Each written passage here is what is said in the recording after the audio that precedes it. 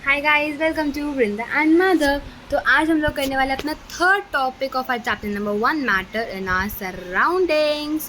सो ये first second कर ले। अब हम लोग देखते हैं स्टेट्स ऑफ मैटर, कि हम लोगों को पता है मैटर 3 स्टेट्स में एग्जिस्ट करता है। कौन कौन सी states? Solid, liquid and gas. तो हम इन तीनों को वन बाय वन करके पढ़ेंगे एंड देन इनकी प्रॉपर्टीज़ जानेंगे। मतलब वन बाय वन करके पढ़ेंगे तो ऑब्वियसली उसमें हर किसी की प्रॉपर्टीज़ जानेंगे और उनके कुछ एक्सेप्शंस भी देखेंगे, ठीक है। तो सबसे पहले इंट्रोडक्शन की, हम लोग अपने आसपास बहुत अलग अलग तरीके का मैटर देखते हैं, उसके अलग अलग स्टेट्स भी हैं। अब 3 डिफरेंट स्टेट्स होते हैं हम लोगों को पता है, सॉलिड, लिक्विड, गैस। अब जो स्टेट्स है वो इसलिए होते हैं क्योंकि हर मैटर, हर पार्टिकल के मैटर के हर पार्टिकल की कैरेक्टरिस्टिक्स अलग होते हैं। तो जो कॉमन कैरेक्टरिस्टिक्स में फॉल करते हैं वो कॉमन स्टेट में फॉल करते हैं। तो सबसे पहले पढ़ते हैं सॉलिड स्टेट। उसके लिए एक एक्टिविटी करते हैं। सबसे पहले एक्टिविटी 1.9। जी हम 8 एक्टिविटीज़ पहले कर चुके, नहीं देखा तो जाके देखो। तो कुछ आर्टिकल्स हम लोगों ने लिए, एक पेन। तो याद देखो, मेरे पास अभी आसपास जो पड़ा होगा मैं वही ले लूँगी। तो मेरे पास पेन नहीं पड़ा आसपास, मेरे पास पेंसिल पड़ी है। Then a book, I have my IT book with me. Then a needle, I don't have a needle, I must say on this, I have a scissor. Then a wooden stick. This can be a wooden stick also ना, ठीक है। Let me take a scale. एक scale ले लेते हैं साथ में। चलो, नीडल की जगह हम लोगों ने डिवाइडर ले लिया, ठीक है। अब इन चीज़ों को अपनी नोटबुक में पेंसिल घुमा के इनको स्केच करेंगे। आपके हर किसी का डेफिनेट शेप है। क्या आप पानी को लेकर पानी के आसपास स्केच कर सकते हो? I don't think so. इनकी पर्टिकुलर बाउंड्रीज हैं एंड इनका एक फिक्स्ड वॉल्यूम है, क्योंकि ये इतना ही है, ये कभी कम नहीं हो। कम तो अगर हम करेंगे तो होएगा, वैसे ही बढ़ नहीं सकता, है ना।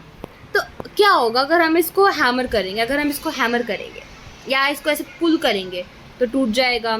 ये एक दूसरे के अंदर डिफ्यूज़ तो नहीं कर सकते। मैं कहूँगी जा पेंसिल जा इसके अंदर, मेरी सीज़र के अंदर डिफ्यूज़ हो जाए, मेरे को वुड वाली सीज़र मिल जाएगी। कहती मैं डिफ्यूज़ नहीं हो सकती, आई कांट डिफ्यूज़ यार, बिकॉज आई एम सॉलिड।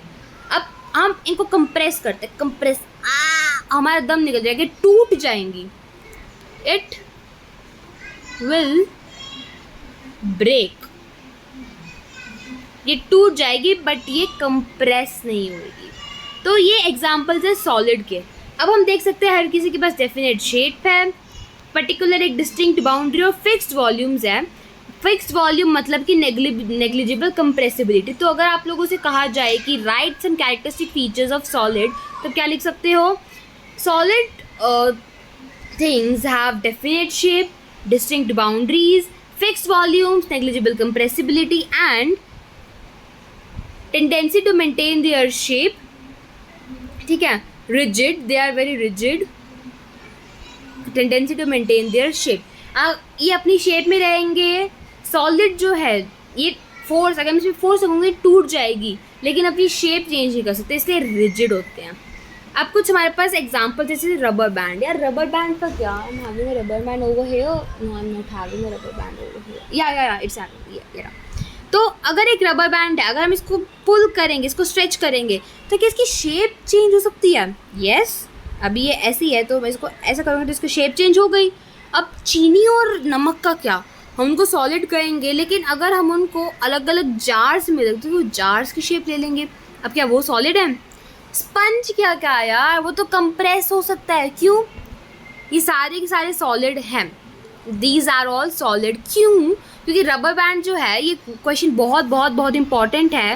ये देखो, ये पर्टिकुलर तीनों के तीनों क्वेश्चंस बहुत इंपॉर्टेंट है। What about a rubber band, can it change its shape on stretching and is it solid?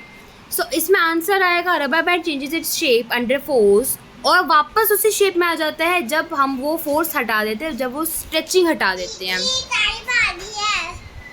Coming, अगर ज़्यादा फोर्स दिया गया तो टूट भी सकता है। चीनी और शुगर, चीनी और जो सॉल्ट के क्रिस्टल्स है, उनकी शेप तो फिक्स रहेगी। अब चाहे उनको हम अपने हाथ में ले या प्लेट में डाले, जार में डाले, है ना। स्पंज के अंदर है ना माइन्यूट बहुत छोटे छोटे होल्स होते हैं जिसमें एयर ट्रैप्ड होती है। जब हम उसको प्रेस करते हैं, जो एयर है वो एक्सपेल्ड आउट हो जाती है, हम इसको कंप्रेस कर पाते हैं। तीनों क्वेश्चंस बहुत इंपॉर्टेंट है, 2 मार्क्स के लिए ज़रूर आते हैं एग्जाम में, प्लीज़ इनको प्रिपेयर कर लेना। तो देखो जो हमारा सॉलिड स्टेट कंप्लीट हो चुका है। बस यार ये याद रखने कि ये जो 3 क्वेश्चंस है ना, इतने इम्पॉर्टेंट है। ये है GKG, खतरे की घंटी, नहीं सॉरी KKG, और यार क्या हो गया मेरी इंग्लिश को, इट इज़ KKG, खतरे की घंटी। भैया ये सवाल आएंगे ही आएंगे पेपर में, अगर आप CBSE क्लास 9 का पेपर दे रहे हो तो आएंगे ही आएंगे, क्योंकि स्कूल वालों के खुद के पास तो दिमाग होता है नहीं, उन्होंने जो बुक में लिखा है वही निकाल के चेपना है। तो भाई स्ट्रैटेजी यही बनानी है, जो जो स्कूल वाले देंगे ना उसी चीज़ को लर्न कर देंगे, एक्स्ट्रा तो हम कुछ करेंगे ही नहीं। और देखना मैं गारंटी देती हूँ ये वाला क्वेश्चन, इस टाइप का क्वेश्चन आएगा ज़रूर एग्ज़ाम में। तो इसके आंसर्स रहे, प्लीज़ इंपॉर्टेंट है, प्लीज़ प्लीज़ प्लीज़ लर्न कर लेना। मैं इतनी बार कह रही हूँ, 1 या फिर 2 मार्क्स के लिए आएगा, 3 मार्क्स के लिए नहीं आएगा। हाँ 3 मार्क्स के लिए आ सकता है कि इन तीनों स्टेटमेंट्स को इकट्ठे दे दे, ठीक है। सो या solid state complete, next video में करेंगे लिक्विड स्टेट। तब तक के लिए take your care and bye bye.